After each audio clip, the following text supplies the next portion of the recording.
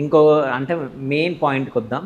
So మీ బంగారం, మీ ఆస్తి Ayansh, so తన గురించి ఏం చెప్తారు? వాడు గాడ్ గిఫ్ట్, వాడు అసలు నిజంగా గాడ్ గిఫ్ట్ చెల్లాడు. నా కొడుకు అని ఎంత క్యూట్ గా మాట్లాడుతుంటారు చాలా బాటలు. వాడు ఏంటి తెలుసా మీకు, ఎంత సపోర్టివ్ ఆర్టిస్ట్, సపోర్టివ్ కిడ్ అంటే నాకు వాడు. సో రేపు ఫ్యూచర్ లో ఆర్టిస్ట్ అవుతాడు పక్కా. వాడు ఎంత ఇదంటే, నాన్న నేను మేము వీడియో చేసుకుంటున్నాం కొంచెం సైలెంట్గా ఉండవా అంటే చాలా సైలెంట్గా ఉంటాడు. అందరికి చెప్తాడు వీడియో చేస్తున్నారు కదా సైలెంట్ గా ఉండాలి అంత. అసలు పాపం మేము షూట్కి వెళ్తామంటే మాకు ఒక భయం ఉండేది. మా అమ్మకి బాగా అలవాటు వాడు, మా ఇద్దరికి ఎంత అలవాటు, మా అమ్మకి ఎంత అలవాటు వాడు. ఎందుకంటే చిన్నప్పటి నుంచి ఆవిడే దగ్గర చూసుకుంటారు అన్నీ. కాబట్టి మేము షూట్స్కి వెళ్తామంటే ఆడవడు.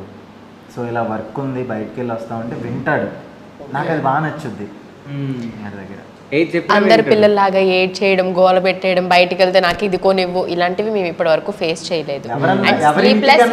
ఎవరింటికన్నా వెళ్ళాము అంటే వాడికి ఏదైనా నచ్చిందంటే అడుగుతాడు, అది చేయొచ్చా, అది నేను తీసుకోవచ్చా.